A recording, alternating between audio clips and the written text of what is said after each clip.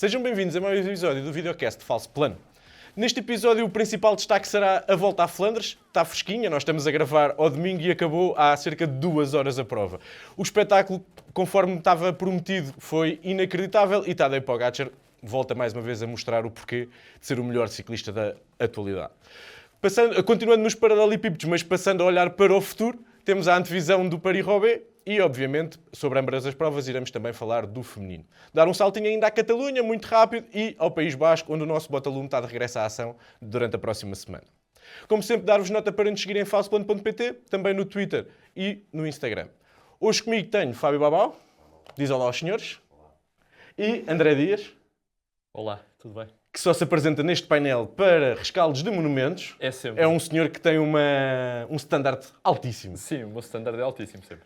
És o Olivia de cada malta. Referências a outros canais estão proibidas. Lamento imenso. Éramos. Vamos prosseguir? Vamos. Estava a brincar contigo, Era o lá, chefe, vocês era o ficaram chefe. assim nervosos.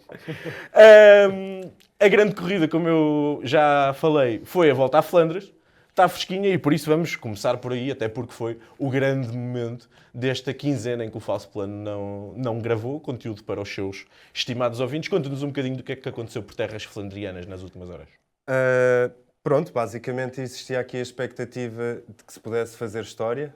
Se Mathieu van der Poel vencesse pela 4ª vez, seria destacadamente o ciclista com mais vitórias neste monumento. Por outro lado, tínhamos um Tadej Pogačar à procura da segunda vitória aqui no Tour de Flandres.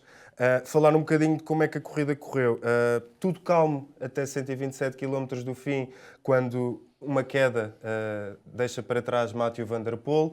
Acabou por não se verificar ser uma queda assim tão aparatosa e ele nem sequer acabou por perder 1 minuto. Depois, quando eles entram num setor de pavé, que era o Olveg, Karel, Martelstraat, basicamente ele já está na cauda do pelotão e o que acontece foi que depois um grupo, basicamente com Kung, Trentin, Benoot, Ganna e Connor Swift, junta-se ali à fuga e formam ali aquele primeiro grupo com alguns favoritos, porque acabava por ter Kung, Ganna, que eram alguns dos nomes Sim, que nós tínhamos debaixo tentar do olho. ganhar avanço para aquilo que são os normalmente denominados Dalians, porque já se sabia que nos momentos das decisões ia ser difícil de os acompanhar. Alguns favoritos Exatamente. e o Connor Swift. E o Connor Swift. Não, o Connor Swift acho que até já vinha da fuga original. Já vinha de início. Vinha balançado da Strade Bianchi, está habituado agora a correr com Pogačar de vez em quando.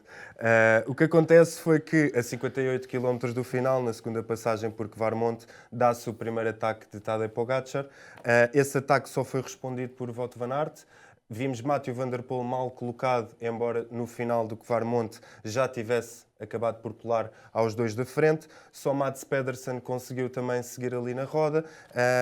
O que é que se verifica? Verifica-se que se achamos que ali se começasse a dar tipo um quê de, ok, estes vão ser aqueles que vão seguir até ao final. Isso não se verificou porque na passagem entre o Kvarmont e o Paterberg acabaram por se recuar alguns atletas como Nilsen Paulus e entre mais, acabou por ficar ainda um grupo grande. Sim, mas acabou, desculpa estar a interromper, acabou por ser um indicador daquilo que viria a ser a corrida.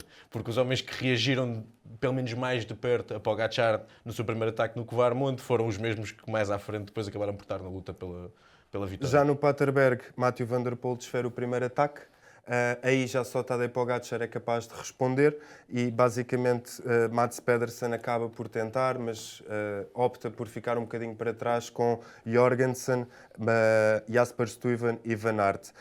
Depois dá-se a junção do grupo dos favoritos com a fuga, isto porque Tiesj Benoot vinha na fuga e não quis trabalhar e Stefan Kung percebeu que sozinho também não iria conseguir, então dá-se ali aquela junção dos grupos. Antes da última passagem por Kvarmont, temos o Van Aert a atacar, basicamente, Ele tentou. a tentar atacar a subida do Kvarmont e depois viemos a perceber que no fundo ele só queria ter ali alguma vantagem porque a meio do Kvarmont Tadej Pogačar passa por ele de moto, assim como Mathieu van der Poel. O problema foi que Mathieu van der Poel rebenta o motor antes de chegar ao topo do Kvarmont e acabou por ter de ficar com Van Aert, Stuyven, Mads Pedersen. E aí, deixa-me só passar um bocadinho ao André, aí temos o grande momento da corrida. Quando entramos no último Kvarmont e há o ataque de Pogačar, parecia que estávamos a ver a edição de 2023, porque foi muito semelhante a forma como Pogačar consegue criar espaço para os adversários no mesmo local. A partir daí, quando o Van der Poel hesita das pernas. Pá, foi uma coisa linda. Foi uma coisa linda. Eu, há 2 semanas, tinha aqui dito que Pogačar não ia ganhar mais nenhuma prova nos pavês. Eu retiro imediatamente tudo aquilo que eu disse, porque foi lindo, foi lindo. Aliás, eu acho que o Van Aert tenta atacar para ganhar aquela distância ali na subida, mas a verdade é que eles apanham-no, e o Pogačar, sobretudo, que é quem vem a fazer esse trabalho, apanham-no antes da subida, antes mesmo da subida. Portanto, qualquer trabalho ali era impossível. E a partir daí dá-se o momento da arrancada de Pogačar, que não é um ataque assim tão fulgurante como... Quer dizer, parece fácil. Vindo de Pogačar parece sempre fácil. Também tens uma coisa que no pavê nunca é tão impressionante visualmente, porque normalmente são sentados. Exatamente, Não é? exatamente. Por isso é diferente. E o Van der Poel rebenta completamente e decide esperar pelo grupo de trás, por Pedersen, por Stuyven, e a partir daí... Creio que foi aí que percebemos que estava quase que definida a corrida, porque no fundo nós vínhamos com a expectativa de isto vai ser uma corrida a 2, a qualquer momento Pogačar e Mathieu Van der Poel vão ficar sozinhos, e a verdade é que quando isso se dá na possibilidade de acontecer, Mathieu Van der Poel rebenta o motor, e quando ele rebenta o motor já ninguém para trás tinha sequer hipótese. Mats Pedersen também já não tinha pernas para fazer o Kvarmonte ao ritmo de Pogačar, e nos últimos 20 km no fundo foi Pogačar a gerir uma distância para aí de 30 segundos. Atrás vinha Mathieu Van der Poel, Mats Pedersen, Stuyven e Van Aert, que no final acabaram por lutar pelo pódio, e um bocadinho atrás vinha Benoot com Jorgensen e Kung, e depois vinha o pelotão. O resto é história, não é? O resto é Tadej Pogačar soma a segunda vitória no Tour de Flandres. O pódio foi fechado por Mats Pedersen, que venceu ao sprint Mathieu Van der Poel e Van Aert. E Stuyven nem sequer se lançou ao sprint porque tinha como foco fazer o lead-out.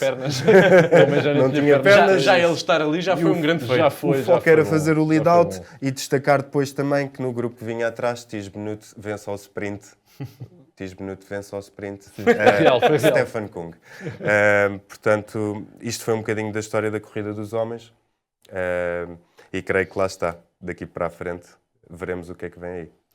André, voltando a ti, eu queria ter aqui um lado de falarmos um bocadinho dos outros e já vamos a seguir ao endeusamento que Pogačar vem fazendo por merecer.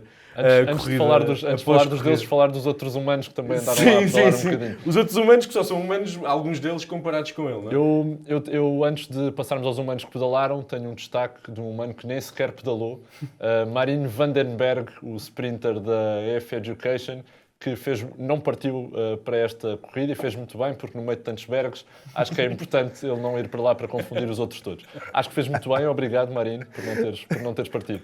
De resto, eu acho que acima de tudo foi uma cena tática muito interessante. Muito interessante, uma corrida tática muito interessante. As equipas, as 4 principais equipas, a UAE, a Lidl, a Alpecin e a Visma, fizeram um trabalho. Qualquer uma delas fizeram um bom trabalho. A Lidl e a Visma tentaram jogar com as cartas que tinham. Mats Pedersen, que respondeu a tudo e mais alguma coisa. Foi impressionante a forma como ele respondeu a tudo. E ainda tinha o Stuyven ali a tentar. A dada altura já era o Pedersen que estava a carregar mais o Stuyven do que o contrário, mas jogaram como tinham. E eu acho que ainda vamos falar disto neste episódio, mas a Visma acho que corrigiu um bocadinho o erro que fez na de Vars anteriormente, ou pelo menos já havia mais pernas para isso do que havia... Também a situação não era exatamente... Não era a mesma coisa, os concorrentes não são os mesmos, a coisa também não é a mesma. E depois eu acho que a UAE esteve bem, na verdade, dentro das armas que tinha. Pogačar é de outro nível, Van der Poel a mesma coisa, mas ainda assim fizeram um bom trabalho a controlar a corrida no início. Grande shout-out para Morgadão e para Nils Politt, que fizeram um trabalho também fantástico. E Bjerg esteve muito bem também. A UAE sofreu ali alguns azares com Narvaez, com Tim Wellens também. Florian Vermeersch também penso que chegou a ir ao chão e a equipa acabou por ficar reduzida. E o Morgado acabou até por ter que entrar ao serviço, se calhar, mais cedo e durante mais quilómetros do que aquilo que era o suposto, mas percebeu bem qual era o seu papel nesta corrida e desempenhou de forma exemplar. Claro, obviamente, depois daquilo, não podemos pedir uma repetição do resultado. Sim, não era uma corrida lugar, passado, não era uma corrida para fazer top 5 outra vez, nem era uma corrida em que o objetivo dele foi cumprido, que era Pogačar vencer. Claro, exato, é o objetivo da equipa. Eu creio que das equipas que estavam ali como favoritas, e nomeadamente vou considerar a UAE, a Lidl, a Visma e a Alpecin. A meu ver, só a Alpecin acabou por estar um bocadinho aquém das expectativas enquanto equipa, porque depois todas as outras conseguiram executar os seus planos na perfeição, sendo que a Lidl Trek acabou com 2 até bem perto do final, a Visma tinha 3 até bem perto do final, e a UAE apenas com Pogačar, mas era o que era necessário para a tática deles, acabou por conseguir levar o esloveno à vitória. A Alpecin, se calhar, deixou Mathieu van der Poel sozinho muito cedo, mas pronto, também é um bocadinho... Também quem é que tem? Exato, mas já é mais ou menos para isso, às a vezes, postura é verdade. tradicional Problema. deles. É levar a Van der Poel até às decisões bem colocado e o mais descansado possível, e a partir do momento em que os ataques favoritos começam, nunca temos um segundo Alpecin nessa discussão. Eu acho que, sem dúvida, Mathieu van der Poel acabou por ser um bocado prejudicado por este para-arranca sempre que atacavam, voltavam a reunir, e como não conseguiu criar aquela distância toda, como conseguiu, se calhar, colocar na E3, em que deixa Mats Pedersen para trás e ganha ali o terreno que hoje Pogačar ganha, depois de atacar na última passagem pelo Kvarmont. Se Mathieu van der Poel consegue ganhar esse terreno juntamente com Pogačar, dificilmente apanhariam os dois. Como isso não aconteceu, depois levando no fundo Mats Pedersen para o sprint final, acabaria por ser muito mais difícil. Sim, eu acho que o que correu para o aqui mal, neerlandês. o que correu aqui mal para Mathieu van der Poel, e passando então a esse, entre os que perderam, acho que houve 2... Primeiro teve aquele infortúnio logo de início que obriga a um esforço extra a recular no pelotão, mas eu sinceramente não acho que é por aí. Mas acho que nos 2 primeiros ataques de Pogačar ele está mal colocado, e o que obriga a um esforço. Ele esteve sempre a compensar. Esteve Sempre a correr compensar. atrás do prejuízo. E eu em direto, nós até estávamos a conversar, e eu quando o vejo fechar com aquela facilidade toda ao espaço, mesmo estando tão mal colocado, eu fiquei... Ok, Com Mathieu pernas. van der Poel hoje está super, e Mathieu van der Poel super neste território não é fácil de deixar de fora, mas acho que depois o que correu mal foi os outros nunca tiveram longe o suficiente para ele poder fazer o jogo psicológico que lhe podia dar jeito com Pogačar. Ou seja, se à semelhança do que aconteceu, por exemplo, na Milão-San Remo, o resto do pelotão estiver fora da corrida, ele pode jogar com Pogačar de uma forma diferente do que aconteceu. Porque eles estiveram sozinhos mais do que uma vez, na frente, acho que uma vez só os dois e depois outra vez com o Pedersen também, e acabaram sempre por ser apanhados outra vez porque não havia equilíbrio, porque Pogačar não tinha medo de ir para o Kvarmont para o último com mais companhia. Não era essa a preocupação dele. Pogačar puxou bastante, até há alguns ataques que no ataque de Van Aert foi Pogačar quem fechou. E chegou a atacar no plano. Eu estava a ver a corrida e estava com a sensação, o Pogačar está a atacar demais em vez de se focar no momento certo, e parece-me que ele não está no seu melhor. Ou seja, eu percebo disto que se farta. Eu sou ótimo em leitura facial. Ele quando ataca a 58 km do final, na segunda passagem por Kvarmont, ele leva autenticamente para aí 7, 8 ou 10 ciclistas atrás na roda e nunca para de andar, nunca esboça nunca olha para trás, nunca mexe o cotovelo para ir alguém para a frente, é ele que faz o trabalho todo. Ele faz a corrida própria, os outros só têm a sorte de estar a correr com ele. É basicamente isso que acontece. Eu acho que ele, sobretudo nas subidas, ele não tem problema nenhum. Ele quer é a corrida dura. Por isso ele vai na frente. Sinceramente, não tem problema. preocupou-me ver o esloveno a trabalhar aquilo tudo, no sentido em que vinha tudo, digamos que, a comer a roda dele. Sim. Não é comer que se costuma dizer. Sim, vamos optar por comer.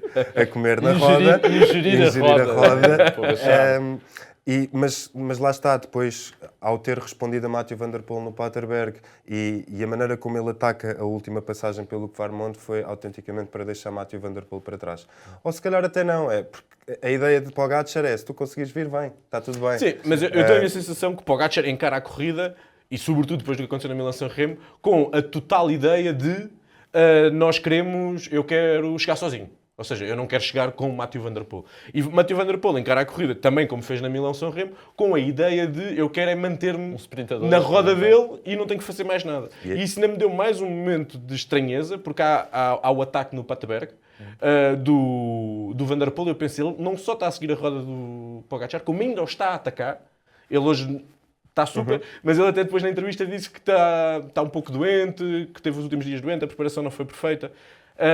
Por isso, queria-te perguntar se achas que foi só por aí que falhou, foi a forma física que não estava ótima, taticamente pode ser duvidoso, ou é só porque Pogačar é mais forte e não é quando nada chego fazer. em segundo também digo normalmente tenho uma doença ou uma dor de garganta ou assim. Eu acho que isso depois também faz parte.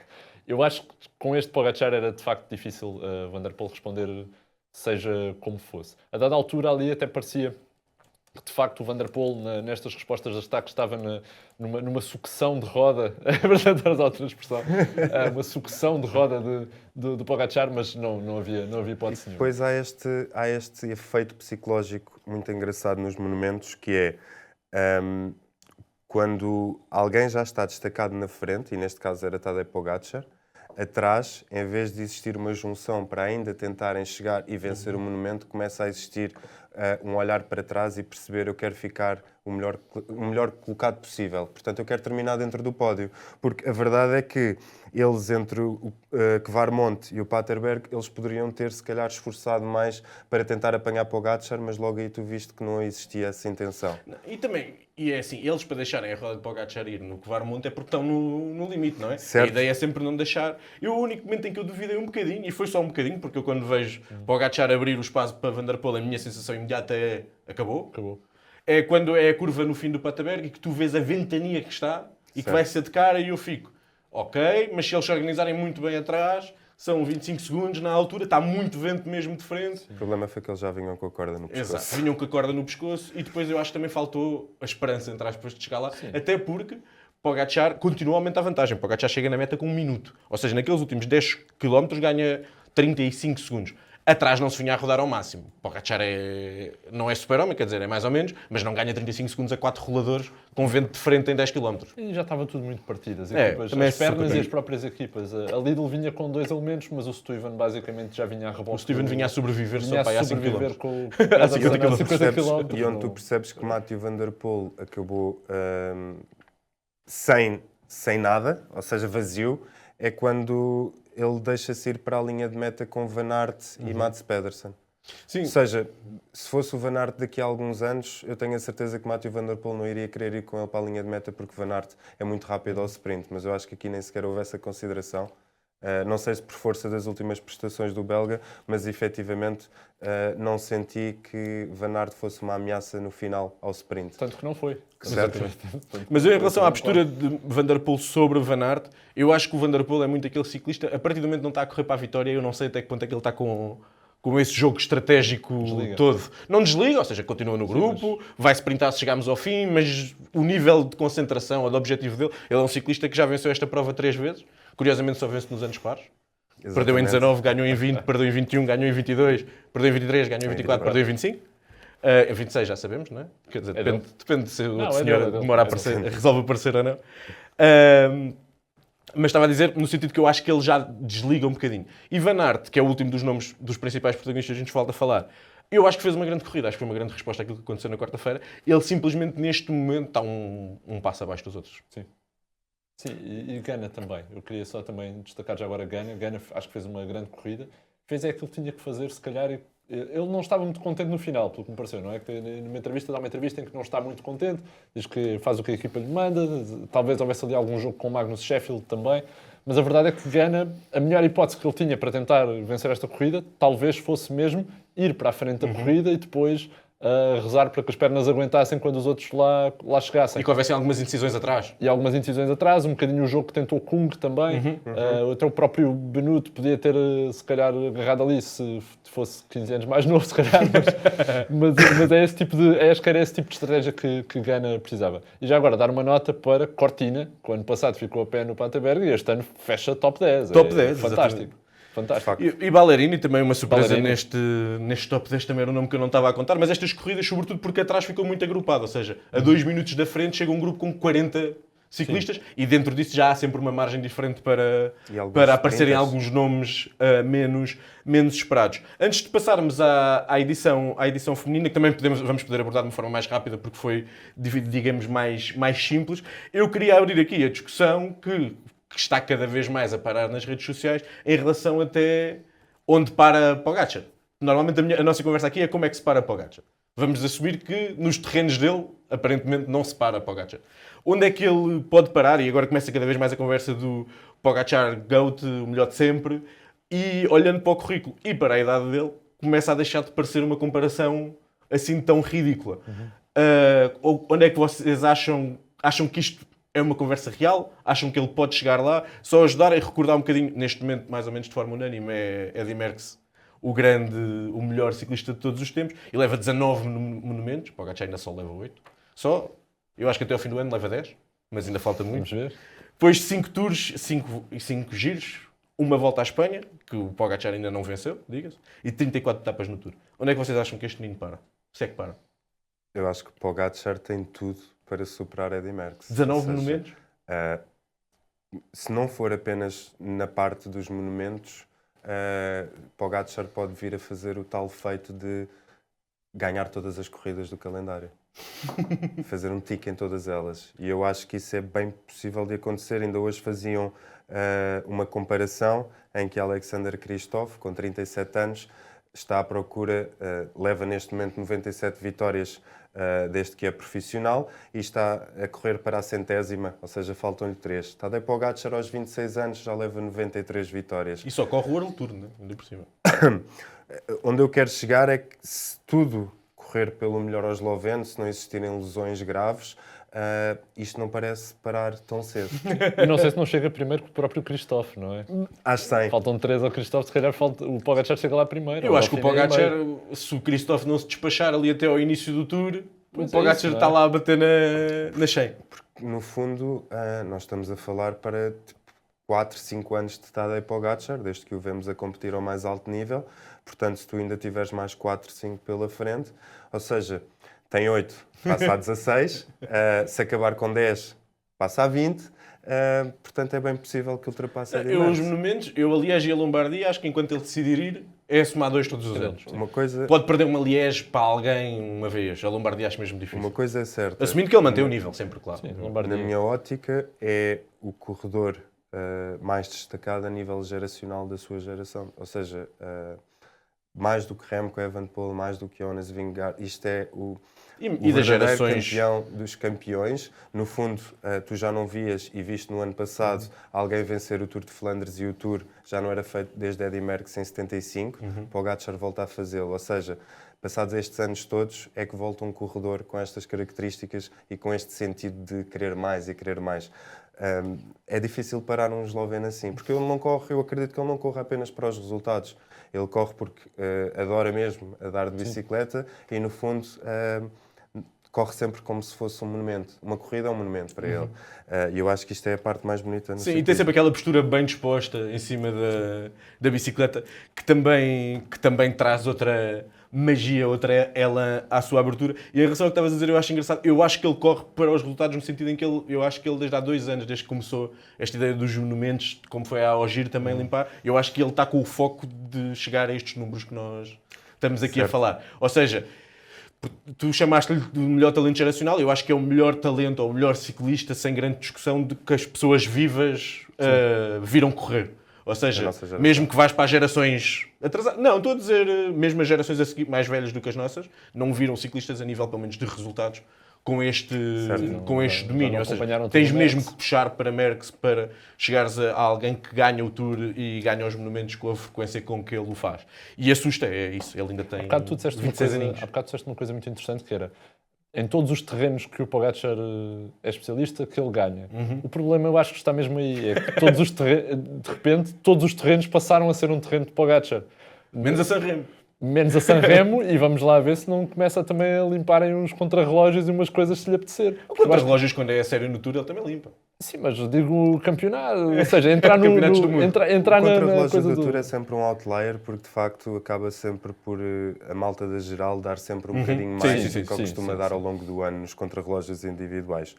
Mas sim, Eu acho que é praticamente o único terreno que lhe falta... Milan-San Remo, se calhar com 2 subidas ao pódio, ele fazia Pois aquilo. é isso. Eu acho- É a tal história de vão mudar o percurso para ver se calha para ele. Para fecharmos o assunto, faz os 19 Só monumentos ou para não? terminar, se retirarem dureza à Lombardia, o Mathieu Van Der Poel também pode ir lá tentar ambicionar. também. E a Lombardia tem mais margem para fazer isso do que a Isso o Sanremo. Porque a campeonato- Sanremo é sempre o mesmo percurso, a Lombardia muda com alguma E se o coisa. campeonato do mundo contra relógio for uma cronoescalada também, de 70 km, por aí fora, podemos ir mudando para ele ganhar tudo. Eu acho é que ele vai conseguir chegar a todos os percursos que consegue. Ele faz tudo. Chega aos 19 monumentos ou não?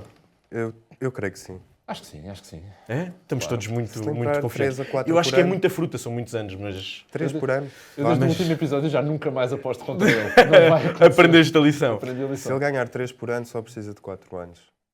Sim, é verdade. Se pensarmos dessa maneira. E o recorde de etapas do Tour, mas isso são outras discussões. O ritmo está muito elevado. Eu tenho algumas dúvidas. Ele apareceu muito mais cedo do que outros ciclistas apareceram, por isso não sei até que ponto é que vai conseguir manter a longevidade e este nível, se calhar até aos 33, 34, que era uma idade em que normalmente os ciclistas ainda estavam no pico de forma, mas isso só temos a resposta mais à frente e não valerá a pena. Disseste que não apostas contra Pogacar e contra Kopecky? Contra Kopecky aposta ainda menos. Não, está a andar muito. E o que fez na Flandres hoje foi mais uma prova disso. Acho que Teve sempre a corrida controlada, teve não é? sempre a corrida para... A SD Works controla as corridas que quer neste momento. As outras equipas, o mercado de transferências mexeu muito com as equipas. Demi Vollering não veio a esta Flandres por razões, porque deve estar Acho que é gestão de calendário. está a preparar-se para a volta, possivelmente. E depois tiveste ali uma Lamborghini que começou a corrida logo no chão, espatifou-se completamente. Foi uma queda aparatosa, para ser simpático. E ela que era apontada como a parte de Kopecky e as duas principais favoritas. A corrida ia ser entre elas potencialmente. E depois tudo o que fosse outras candidatas, Anna van den Breggen faz parte da própria equipa da Kopecky, Lorena Wiebe, se a coisa fosse chegar ao sprint, acabou por ser um sprint reduzido, mas se fosse chegar ao sprint, também seria da ST Works. Puck Peters ainda não foi desta, eu acho que é uma questão eu acho que é um ainda não foi desta, porque ela está a fazer um bom caminho, mas acho que ainda lhe falta qualquer coisa para chegar às vitórias dos monumentos e depois a época do ciclocross, outras coisas. Eu tenho fé. Sabes que não sei se ela fica muito mais tempo na Alpecin. Eu acho que vão agarrar para o ano para alguma equipa assim de mais de topo em que ela tenha uma equipa mais ao nível dela. Eu acho que tem que ser por aí. Tem que ser por aí e possivelmente esperemos que não seja para uma equipa que tenha de trabalhar para alguém, que esse depois é outro problema. Espero quando que haja começam a talento agarrar. suficiente e que ela tenha a personalidade suficiente para continuar a procurar a liderança. Talvez numa Lidl, que está neste momento a perder algumas Perdeu a cartas sua nesse principal sentido. referência para este tipo de provas em Sim. Lamborghini. O Lamborghini, que às vezes pode parecer que ainda é da Lidl, mas não é. A verdade é que já está na UAE e isso parecendo que não é importante. Porque na UAE a forma como eles correm é completamente diferente Sim. neste sentido. Tinham Silvia Persico, que fez um trabalho fantástico para a Lamborghini, depois a Lamborghini cai, portanto acabou-se aí a corrida para o resto da equipa toda, porque não tem mais opções. Mesmo. E eu acho que vem um bocadinho por aí. Cásia, Nievedom, desculpa, nomes polacos é difícil para mim. A Cásia conseguiu chegar, esteve no top 4, não é? Foi em quarto lugar, mas está de volta, que é uma grande novidade. Atacou bastante, está de volta. Mas ao jeito do que lhe é habitual, eram 4 a sprintar, ela chegou em quarto. Sim, exato. Eu acho que precisava de ter havido mais dureza antes, para poder só chegar ela e a Kopecky. Aí talvez o resultado, acho que seria o mesmo, mas pelo menos a coisa seria um bocadinho mais equilibrada nesse sentido. Tivemos Pauline Ferrand-Prévot, máquina do mountain bike, que agora está a começar finalmente, já deu algumas provas disso, mas está a fazer um grande resultado. E tivemos Liane Lippert, com mais uma daquelas cartadas da Movistar, tiradas sabe-se lá de onde, que elas têm sempre ali 3 ou 4 ciclistas que podem fazer bem neste tipo de provas, Marlene Reusser, Liane Lippert, e portanto desta vez foi Lippert que esteve muito bem e fechou o pódio. Acho que foi uma corrida espectável. Simples, é verdade. Quando Kopecky está em jogo, a corrida é espectável. Bom, pedindo também aqui um comentário. Primeiro, foi um dia bom para os campeões do mundo, não é? Não sei se, por acaso ainda não vi nenhuma estatística, mas não sei se alguma vez aconteceu. Até porque não há Flandres assim há tantos anos, acho que foi a 22ª edição. Ganhar tanto os homens como as mulheres, vencerem com o campeão do mundo. Também visto a corrida de um ponto de vista que o Lotte Kopecky teve sempre a corrida controlada, geriu ali o Kvarmont e o Paterberg e sabe sempre, ela tem essa vantagem em relação às suas adversárias, sabe sempre que em princípio se for para a linha de meta é mais rápido. Sim, a resposta é sim. Eu creio que Lotte Kopecky... Lotte Kopecky, um bocado à imagem de Tadej Pogacar, no fundo só não ganha a Milan-San Remo por falta de dureza na prova, porque senão também teria ganho a Milan-San Remo, embora aquela fosse a primeira corrida dela, mas aqui claramente vimos que era uma corrida que ela tinha controlada desde o início ao fim. Tanto que quando quis começar a fazer diferenças, fez, e depois lá na frente também não parou nunca, permitindo ali ao grupo que vinha atrás, em que vinha a sua colega de equipa, Anna van der Breggen, juntarem-se. A meu ver, é sem dúvida, se calhar a par de Demi Vollering, a ciclista mais em forma atualmente. Mas lá está, eu creio que Lotte Kopecky continua a ser um bocadinho mais explosiva que Demi Vollering e eu acho que isto é o que lhe dá sempre aquele plus principalmente nestas provas de um dia em que Perdão, em que a belga acaba por, sem dúvida, por mostrar porque é que é a melhor do mundo. E é sempre incrível quando o campeão do mundo em título vence. E dá boas fotos. Dá sempre. Dá Venceu 3 das últimas 4 edições, ou seja, deixa bem claro quem é que tem a vantagem neste tipo de terrenos. Acho que às vezes pode haver alguma crítica de fala-se pouco dos monumentos do ciclismo feminino, devíamos dar mais atenção, mais destaque. A verdade é que quando a Kopecky está em jogo não há hipótese. A conversa não é muita. A conversa é Kopecky entra, Kopecky vence. Não há muito mais a dizer. Porque teres uma ciclista desta capacidade não. e que ainda por cima tem o conforto de ir para a linha de meta quase sempre com vantagem do sprint, é que isso não te dá só a vantagem de venceres no sprint, dá-te também muita vantagem na gestão dos grupos, não é? Tu podes dizer agora trabalho, agora não trabalho, tu quase escolhes o que é que fazes com a corrida. Em comparação é um bocadinho como se o Pogačar estivesse a correr os monumentos e não existisse um Van der Poel que conseguisse responder ao mesmo nível. Ou se o Pogačar tivesse as pernas que tem, mas com o sprint do Van der Poel. Exatamente, ainda pior, ainda é um Pogačar mas evoluído, é um Pogačar evoluído. Sim, lá está, se não fosse a queda de Elisa Longo Borghini, poderíamos estar a falar de uma corrida completamente diferente. Se a Demi tivesse lá estado, só que não havendo essas duas Por falar de corridas completamente diferentes, vamos falar então de outras corridas. Durante estes 15 dias houve muitas provas, nós não temos tempo para examinar e dissecar todas elas, por isso eu vou-vos pedir a cada um de vocês um espaço para falarem daquela que quiserem dar mais destaque e depois eu enumero os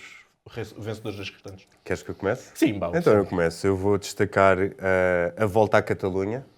A Volta à Catalunha prometia ser aqui aquele duelo entre Juan Ayuso e Primož Roglič, o que se veio a confirmar, sendo que antes houve toda uma surpresa, Mathieu Brennan, again. Strikes again. Mathieu Brennan vence a primeira etapa, fica em segundo na segunda e depois creio que vence novamente a quarta etapa. Pena não ter ido até ao fim porque percebeu que vinha ali muita montanha e acaba por não seguir, creio que foi na quinta etapa ou sexta etapa? É a sexta etapa, penúltima. Foi na sexta etapa, porque depois mudou o percurso, terminava em montanha, mas depois acabaram todo. por mudar o percurso e aquilo foi uma etapa para sprint. E ele seria o favorito, só que já tinha dito que não ia arrancar. De destacar que este miúdo, Desperdício. com 19 anos, se não estou em erro, já leva 5 vitórias este ano e sem dúvida que se está a mostrar aqui se calhar uma galinha dos ovos de ouro para o futuro da Visma, que no fundo já tinha Van Aert como um dos seus sprinters, Olaf Koy também agora a dar os primeiros passos em provas mais importantes e sem dúvida que Mathieu Brennan para o futuro deixa a Visma aqui em boas mãos. Sim, para aquilo que é este gente tipo de jovem esforço. e a sensação que dá é que ele não é só um sprinter, não é? Não é só um sprinter. E prova disso... A forma como ele ganha a primeira etapa, ou seja, ele traz o Groves na roda e ainda está isolado na frente o Tibor Del Grosso, outro dos destaques desta Ele vai buscar Del Grosso. Sempre com o Groves na roda e depois lança o sprint, ou seja, ele faz os últimos 2 km com o Groves sempre na roda, sempre ele a puxar. E ele, quando lança o sprint, eu estava a olhar para aquilo e pensar, pronto, ele fez o que podia, mas vai ganhar o Groves, não é? Yeah. E o Groves não consegue sair da roda dele, é muita potência. Deve ser e dos é sentimentos de maior impunidade quando tu não consegues descolar da roda do que está à tua frente. E sobretudo com aquela situação que já vinha de decorrer dos últimos 2 km e realçar aquilo que tu disseste, que são 19 anos. Sem dúvida. 19 anos. Voltando aqui à questão da geral, a batalha entre Ayuso e Roglič, primeiro teve a vitória de Ayuso ali no sprint, mesmo quase na roda com Roglič, portanto as diferenças não eram muitas. Entretanto, a Ayuso aí fica com a camisola verde, neste caso. Não é bem amarelo, mas pronto, sim, fica é líder amarelo. da geral. É aquelas Depois- camisolas que metes na internet e perguntas se é amarelo ou verde e ninguém sabe bem dizer. Pronto. Aquela cor ali. Eles andaram ali durante muito tempo a lutar entre primeiros lugares, a utilizar os segundos de bonificação. Roglič acaba por vencer na segunda etapa, faz um igual para Na segunda os etapa dois. em montanha. A segunda etapa em montanha, peço desculpa, mas depois em Barcelona o esloveno acabou com Dar com uma a alegria aos raça do portugueses. espanhol, Dar deu uma alegria aos portugueses, não é? Nós somos pessoas assim, como é que Obrigado, se Ayuso. diz? Wings, pá. E Juan Ayuso nesse dia perde 19 segundos e perde no fundo a luta pela geral, que foi para Primož Roglič. E vimos o Roglič a atacar de longe, ousado. Para os Melhor amantes parte. de Roglič, e neles incluo o Lourenço, eu acho que foi um dia para sonharem com o que é que vai ser o Tour. Sim, esta prova teve o seu principal ponto de interesse neste duelo, sobretudo porque vão ser os dois principais favoritos à partida para o Giro e será a única vez que se vão encontrar antes disso. E ficou visto que está bastante equilibrado. Foi pena tirarem a etapa de montanha mais dura, onde se veria o confronto. O principal, o confronto nas montanhas. André, e do teu lado? De corrida, certo? Estás a perguntar? Sim, de corridas. Não de Catalunha. Não temos mais tempo para Catalunha. Não há mais, também não há muito mais a dizer. Tu olhas até da Roglic e foi o que interessa. Destaques de corridas. Olha, houve uma corrida muito interessante esta semana, que foi a Volta à Grécia. Estou a gozar. Obviamente não foi a Volta à Grécia. Foi a de Vars. A de Vars foi das corridas mais... Eu gritei com o meu ecrã de preferência, onde estava a ver, porque eu já não sei se era no computador, se era na televisão, mas gritei com o ecrã. O que é que aconteceu ali? Foi basicamente Visma contra o mundo e no final ganha Nilsson Paulus, como toda a gente tinha previsto. Ninguém tinha previsto, óbvio. Ele até podia ganhar, mas não era naquele cenário, não é? Aquele cenário, basicamente uma corrida partida, Visma ataca em grupo, e segue Nilsson Paulus atrás. São o quê? 3? 4? Inicialmente são 4. Mas isto, fica. só para dar contexto, faltam 70 km para a meta. Ou perto disso. Sim, É muito longe. Muito longe. Pedersen, eles veem que Pedersen não está e pensam, ok, agora é all-in neste move. E estava o Benute, o Jorgensen, o Van Aert e inicialmente ainda há mais alguém que faz o corte, que é o... Eu acho que é o Affini. Eu acho que é o Affini. Mas depois, numa das primeiras subidas, fica para trás. E então, fica 3 contra 1, 3 Vismas contra um Paulus da IF. E para quem não está habituado a ver ciclismo, geralmente quando tens 3 contra 1, tu tentas fazer qualquer coisa com esses 3. Exatamente, sim. Normalmente o que tu tentas fazer só para esclarecer lá em aqui casa. poderias tentar atacar, ataques constantes, porque ao menos depois ganha um deles, não é? Um daqueles 3 ganha um, seja qual for, ganha um porque é o que chega primeiro. E Paulus teria que responder a todos estes ataques. O que aconteceu ali foi... Houve alguns ataques tímidos, Paulus foi respondendo e a dada altura... Acho que houve um ataque. Foi, assim, mais a sério, foi só um. Sim. Depois começaram a puxar um bocadinho antes disso, eu gostava de te pedir para dares um bocadinho de contexto do porquê é que isto aconteceu, não é? Porquê é que eles foram para a meta com Paulus? Uma decisão de equipa. Eu não faço ideia porque é que eles foram para a meta com Paulus, sou sincero. Eu não o teria feito. Eu creio que tem a ver um bocadinho com esta questão que depois aconteceu, e na Flandres isto vai revelar-se. Van Aert julgou que tinha mais pernas do que na verdade tinha para responder a Paulus. E houve aqui uma hierarquia de equipa que entre o diretor desportivo da Visma, Van Aert e Jorgensen, Van Aert aparentemente percebemos que está no topo dessa hierarquia e que disse, não, lead me out, faça o lead out para mim, para eu tentar ganhar... E porque vinha aquela ideia de que Van Aert só não esteve bem na E3 porque não estava bem colocado, porque ele tinha pernas, sim, então... Sim. E andava muito ruído em volta da forma de Wout van Aert. O ano passado ele tinha perdido as clássicas por queda. Este ano entrou, mas ele entrou... Caiu, aliás, o ano passado aqui. Mas já não ganhava desde a volta do ano passado. Já não ganhava e continua a não ganhar. Desde a volta à Espanha do ano passado. E acabou por haver aqui um duelo quase de personalidades. Van Aert logo a seguir à corrida pediu desculpa porque disse fui eu que pedi ao carro para me levarem até à meta porque eu queria muito ganhar. Ele estava destroçado. Exatamente. Eu quero tirar o chapéu ao Van Aert no sentido que ele, pouco tempo depois de acabar a corrida, soube logo reconhecer o seu erro. E ele até que é um ciclista que pode ter tido alguns momentos egoístas na corrida, mas já trabalhou muito na carreira. Sim. E é um ciclista que já deu muito à Visma. E por isso também, se calhar o carro não teve a coragem de lhe dizer desculpa, mas isso não faz sentido, nós somos 3. Ele é um, temos é que atacar à vez. E dá-me só a liberdade de sugerir lá para casa o nosso colega Rogério, que hoje não está aqui presente, embora até tenha sido bastante assíduo, escreveu uma crónica bastante interessante, podem ver em falsoplano.pt, exatamente sobre esta evolução das expectativas sobre Van Aert ao longo dos anos e sobre as dificuldades que ele está a ter mais recentemente em chegar às grandes vitórias. E é uma crónica fantástica, eu acho que vale mesmo a pena e explica muito também este ponto de vista mental do Van Aert sobre a corrida e porque é que aquilo acabou por acontecer como aconteceu. Mais do que isso, eu acho que, sobretudo, houve ali, nós na antevisão da Volta a Flandres falámos um bocadinho sobre isto, sobre como a Visma tinha que fazer precisamente este tipo de jogo, jogar em equipa, atacar para que Van Aert conseguisse ter alguma hipótese, porque as pernas ainda não estão lá. Eu acho que também a preparação para esta época do Van Aert é muito diferente da preparação que ele teve para as outras épocas. Vai à Volta à Itália. Vai à Volta à Itália. Ele fazia uma preparação para estar num pico bastante alto em todas as provas e neste momento está a tentar picos mais altos em menos provas e, portanto, também é normal que não tenha ainda as pernas nestes monumentos para isso. Talvez agora na Volta à Itália já vejamos um Van Aert completamente diferente. Creio que a ausência de Christophe Laporte também nesta equipa das clássicas belgas que ele precisava ter. Eu não sei se ele caiu a certo ponto. Não devia ter perguntado, porque agora mostramos todos que não sabemos o que é que Pois, passou. Ele não está bem desde o início da... Sim, exato, mas eu estava a pensar, não me lembro dele ter caído, dele se ter aleijado. Não acho que é mesmo baixo de forma. Acho Mas que é mesmo pronto, só uma vamos corrida. avançar. Ainda houve outras corridas rumo à Flandres, mas vamos ter que só mencionar aqui o vencedor. Na Ghent, Mats Pedersen atacou de muito longe, parecia Pogacar ou Van der Poel, Back to quando back. eles não estavam presentes e ganhou Loucura. 50 km sozinho a campeão. E havia aqui mais uma corrida que Bruges eu de queria Pano. mencionar. Bruges de Bruges de Pano, que foi uma carnificina. Os sprinters caíram todos e ganhou quem? Molan. Molan.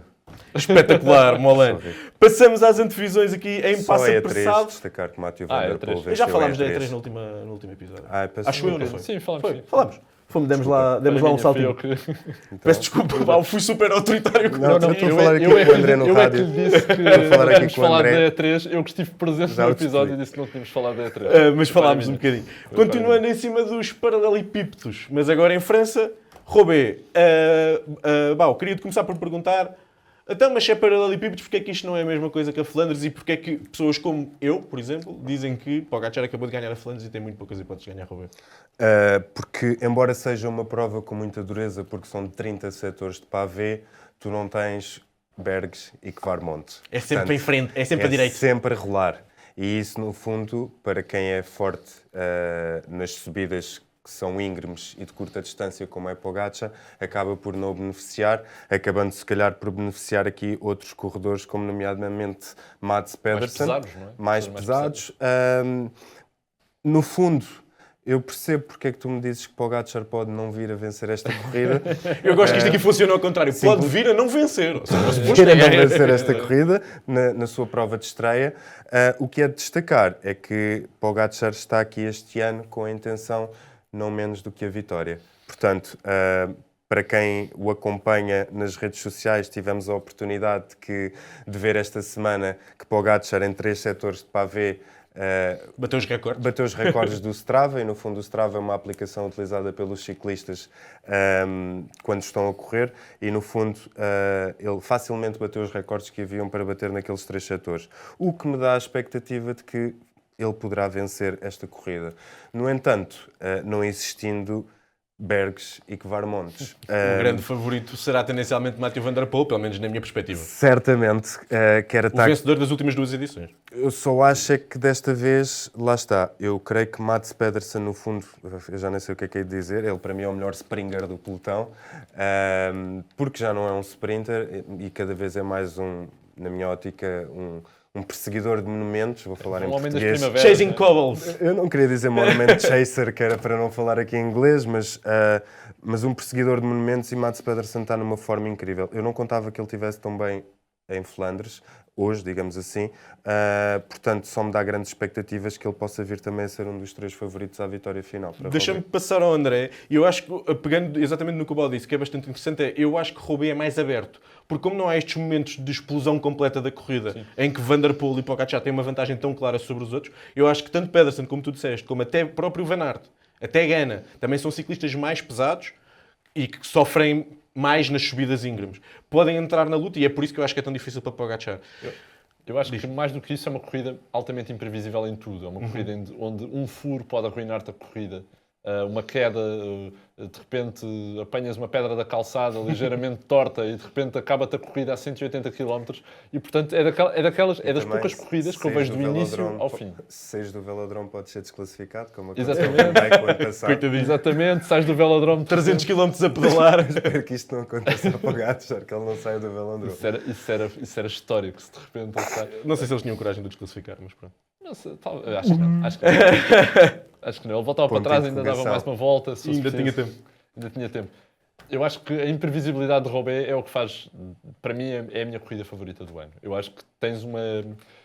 Pode acontecer tudo. Pode acontecer quedas, furos, vento, lama. A velocidade é sempre A velocidade altíssima. é altíssima. O risco é enorme. Aliás, por isso é que muita gente, eu acho que a própria UAE não deve estar muito contente de Pogacar ir fazer esta corrida. O Gianetti, um dos líderes, ou o principal líder da UAE, disse que inicialmente não era o plano e que não sei o quê. Ou seja, o que dá a entender é o Pogacar disse que quis. eu quero, mas eu quero mesmo ir. Ele quis, fez birra e acho que fez bem. E ele utiliza depois aquele termo de comparação que é: caem mais ciclistas na primeira semana do Tour do que em Roubaix. Sim, mas é uma conversa que... É como aquela história das quedas dos aviões. Sim, está Aquela bem. coisa, É mais mas perigoso. quando cai- Acho que não há corrida mais perigosa no calendário para fazer do que Roubaix. Porque é muito rápido. É porque na Flandres os momentos mais tensos, e sobretudo os momentos em cima do pavê são em subida, ou seja, a velocidade é mais lenta. Aquela entrada no carro Furlabre, aquilo é feito a 60 a hora. Tu se cais, partes todo, não há outra forma de A dizer isto. realidade é a maneira como tu depois entras Acaba a ali, também nunca entras com um pelotão inteiro, ou seja, não entra com pelotão compacto. Certo, ou seja, certo. para tu caíres, sei lá, tens de bater num buraco. Ou Esperemos assim, que ele não coisa caia e vamos ver. À parte destes 5 homens que eu enunciei algum nome, eu acho que é difícil, mas... Eu sublinho o que dissemos sobre Pedersen. Eu acho que a Lidl vai com tudo. A Lidl leva Jonathan Milan para fazer Robé. Philipsen também estará, ou seja, do outro Philipsen lado estará com para Van der Van der Poel. Tem Stuyven, tem Matias Vacek, tem alguns nomes que ainda não apareceram esta época, mas que são mouros de trabalho, com andar ali a Gana. trabalhar muito. Eu disse Gana, sim. vai Eu acho que querer- Gana vai aqui... querer- eu acho que vai Gana querer nesta vingar-se. prova vai querer vingar-se, vai ser um grande nome. É mais pesado, tem mais arcabouço para este tipo de prova. Van Aert, talvez, não sei. E aquilo que eu acho que é um nome que devemos ainda assim considerar, Matej Mohoric, na Bahrein. Deixem-me ler-vos só aqui muito rapidamente o histórico de provas este ano. Kuurne não acabou, Strade Bianche não começou, Sanremo fez top 100, E3 não acabou, a Ghent não acabou, a Nadvars fez top 50, porque fez 49º. bem. E na Em subida de forma. na Ronde top 21, fez top 21 agora, portanto está numa trajetória ascendente. Em princípio, agora ganha Robé. Podemos contar com ele para Robé. Eu não sei o que é que se anda a passar com ele este ano, mas análise. está a subir. Uau. Há mais alguns A nomes trajetória está a clássicos, como Kung, Jasper mas Philipsen. já é difícil vê-lo a vencer. Philipsen, que também estará presente, mas é uma corrida que eu acho que entre estes 5 nomes, ou seja, Pedersen, Van Aert, Gana, Van der Poel e Pogacar, é mais aberto do que era na Flandres e por isso podemos ter muito espetáculo Na loucura, já no próximo um domingo. Jorgensen, na loucura. E dar mas nota acho loucura já. que o intervalo de episódios, neste caso do Falso Plano, será só de uma semana, ou seja, para a semana que cá estaremos para o rescaldo de Comentar Robé. E dar outra nota, agora num momento triste, John Degenkolb, que aponta toda a sua época para verdade. estar bem em Robé, teve uma queda feia na Flandres e parece-me que ele nem sequer estará à partida. Apostas para o pódio, podemos começar com o Bau. Pogacar, Mathieu Van der Poel, Mats Pedersen. Tu vais logo assim, que Pogacar ganha. Porque Ok, ele está ok, lá. ok. Eu vou Mathieu Van der Poel, Gana e Wout van Aert. Uma pessoa que já aprendeu a não apostar contra o Pogacar, estás a ver?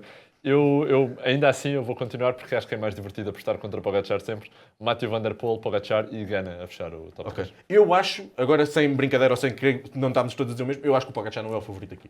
Ele tem menos 15 kg que os outros. A física, por muito que ele seja um super-homem, a física há de se impor. E é a primeira vez dele, é uma corrida onde a experiência também é importante. Por isso eu acho difícil. Não vos estou Para a semana cá a estaremos. dizer, exatamente. Aliás, eu podia estar aqui com uma postura defensiva, mas não, estou-me a atravessar Não, todo, não, que é para se percebo, isto correr mal. Para a semana, ele dão-me na cabeça e com toda a razão. A Flandres, a Robé Feminina, nós gostávamos de fazer uma antevisão, mas não há start list. Não há certo. Muito Por poucas. isso, acho que vão ter Sabemos que... que o Pequi vai estar. Exato. É mais uma vez Kopecky contra o mundo. Quem aparecer vai ter o privilégio de correr com Kopecky e Kopecky ganha. E vão-nos seguindo nas redes porque nós, quando já houver start list, vamos lançar uma antevisão, Certo. uma própria antevisão sobre Robé. Agora, 2-3 minutinhos no máximo para o País Basco, onde teremos o nosso João Almeida de regresso. Temos um percurso muito acidentado e temos vários candidatos, uma corrida também ela que se espera muito aberta. André? O País Basco é uma corrida interessante, tem 6 etapas, começa com um contrarrelógio inicial logo, portanto vai ter aqui alguma expectativa, porque normalmente este contrarrelógio acaba por levar a camisola pelo menos durante mais umas etapas. É uma corrida de sobe e desce constante, não há chegadas em alto, há várias chegadas em descida. Foi a corrida onde o ano passado tivemos uma queda para vários corredores, fatídica, que arrumou imensa gente para o resto da época durante bastante tempo. E, honestamente, na minha opinião, acho que chegadas em descida, depois do que aconteceu ano passado, acho que esticaram-se um bocadinho. Acho que podiam ter feito algumas chegadas em alto. Creio que, tendo em conta o que aconteceu ano passado, estar a ter 6 etapas, em 6 etapas, 5 são com chegadas em descida, parece-me da organização um bocadinho... Parece quase a gozar, não é? Parece-me da organização, parece-me um bocadinho insensível. Não acho irresponsável, porque de certeza que terão feito todos os esforços de segurança, etc. Mas acho um bocadinho insensível. E, no entanto, só uma das etapas para mim que vai contar para a geral, que será a última etapa. É a etapa onde tens mais montanha, é possivelmente a etapa onde Almeida poderá fazer a sua almeidada.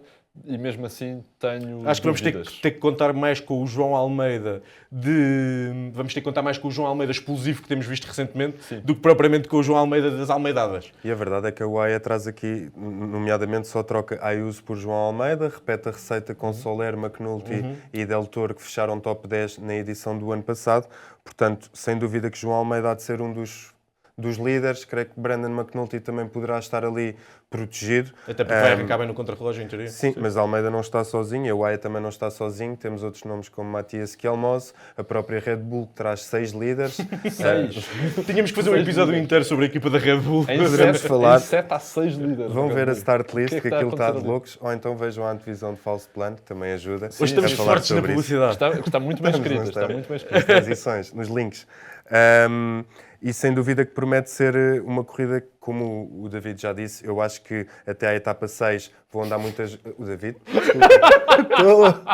Eu estava a ver aqui debaixo da Não, eu mesa, estava a tínhamos deixar- um colega Eu novo. estava a deixar para corrigir. Como Não o faz André mal, já Carlos, disse, tudo bem. eu acho que eles vão andar atrás das bonificações e Sim. ali a jogar com as bonificações até a etapa 6 e depois na etapa 6 com as duas segundas categorias que têm, principalmente na segunda metade do Isua, poderá vir sim a definir quem leva a geral. Dar ainda nota de 2 homens da casa, pelo Bilbao e Ionis Aguirre. Também Buitrago, que foi o nosso carrasco na Andaluzia, estará presente e se adapta bem a este Eu acho que perfil. vai-lhe correr muito bem. Ó, Para fechar, rapidíssimo, o vencedor. Bau. Tibonis. Tibonis, nem te falámos de Tibonis. Tibonis que voa no GP É o em vencedor? Durém. É o vencedor? É o vencedor, pronto, já falámos. É pá, André Dias? se não for o David, vai ser o Scalmoço. Eu represento sempre os interesses nacionais e aposto em João Almeida, bota lume no País Basco. Eu sei que estas descidas não têm a cara dele, mas eu sou um homem crente e estou sempre do lado Acho que é do João. demasiado pouco para ele, é esse o problema. Terminamos assim mais um episódio do videocast Falso Plano. Não se esqueçam de nos seguir em falsoplano.pt no Twitter e no Instagram. Muito obrigado. Até à próxima. Um abraço.